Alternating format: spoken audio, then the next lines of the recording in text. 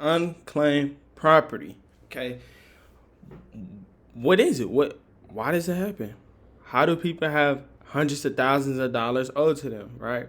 Okay, so unclaimed property basically it happens when, let's say, someone has a old savings account, right? It could be anything. It could be a old savings account. It could be a mutual fund. It could be a cashier's check, anything, and it was never cashed. Or let's say if it was made out to someone, or someone owed had the savings account, owned the savings account. Sorry, I'm a human. I mess up. Own the savings account, right? And they forgot about it, right? So let's say they had the savings account with Bank of America.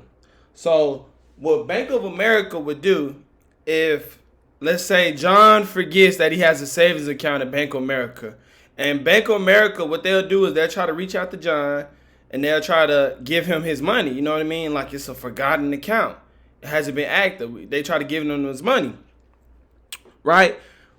When Bank of America can't get in touch with John for any reason, it may be they have wrong phone numbers, wrong address, they send out mail, doesn't get to him, anything. It could be anything, right? Bank of America has to send that to the state. They have to send the amount to the state, right? Let's say John had $100K in his account. They send that to the state, and what the state does is they keep it, right? And what the state does, they try to reach out and give the money to John.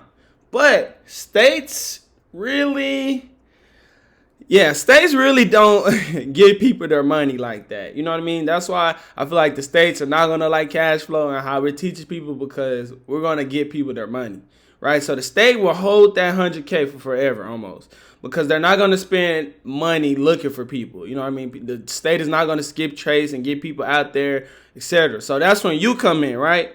So what you can do is you can register with the state, right? You register with the state. It's literally the easiest thing. Like state of California, that's what we're going to talk about. State of California literally has the best state funds, right? It's the best place to do state funds. They pay you directly. Some states won't pay directly, right? But when I registered with the state of California, literally all I needed was to send a picture of my ID and like my social security number. And literally I was registered with the state as an investigator. And basically from there, I was able to work with people and help them get their money, right?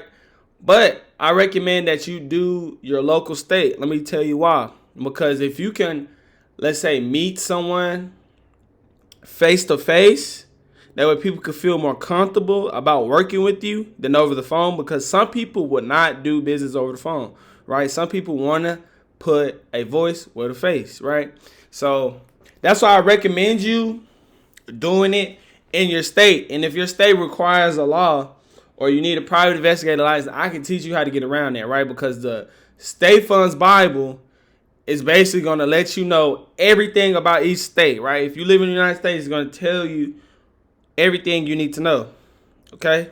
So don't worry about that. But yeah, so let's say these people are owed $100K, right? And what the state does is they have a list, right? They have like a leader list. And basically, it has the amount of everyone owed money. It has their name. It has the address.